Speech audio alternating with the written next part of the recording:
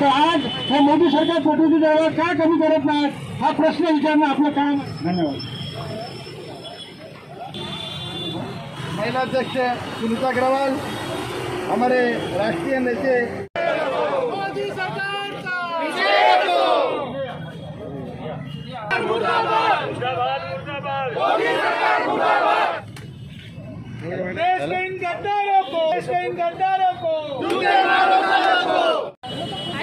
मुर्दाबाद मुर्दाबाद मोदी सरकार मुर्दाबाद मुर्दाबाद मुर्दाबाद लोकशाही नहीं चलेगी। मुर्दाबाद मुर्दाबाद मुर्दाबाद मुर्दाबाद। लस विकायचं काम करायचं काम या मोदी सरकारने केलं पाहिजे ते आपल्याला पाहायला मिळालं। हे पाप हे कुठे भरणार?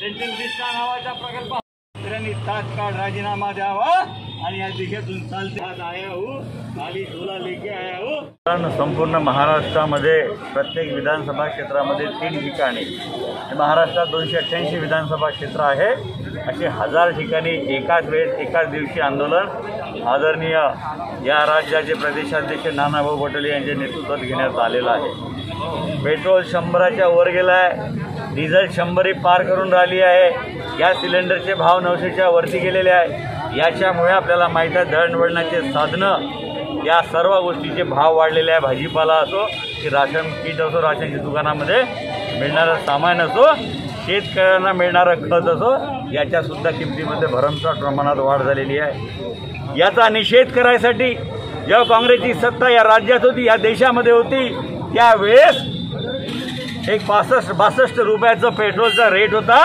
आणि 350 रुपयाचा गॅस मिळायचा। मात्र आता तफावत ही मोठ्या प्रमाणात झालेली आहे। या देशाची इतर देशामध्ये आर्थिक पत घसरलेली आहे, बांगलादेशापेक्षाही परिस्थिती आपली खाली झालेली आहे। याला जर सर्वात दोषी GDPच्या माध्यमातून आपला रेशो कमी झाला आहे, याला जर सर्वात जर दोषी कोण असेल तर मोदीजी आहे।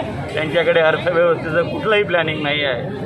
म्हणून आम्ही सर्व काँग्रेसवासी आवाहन करतो की यांना सरकार चालवता येत नसेल तर यांनी चालतं व्हावं हे सांगायसाठी इथं आम्ही आलो, लोकांना जागृत करायसाठी आम्ही इथं आलो।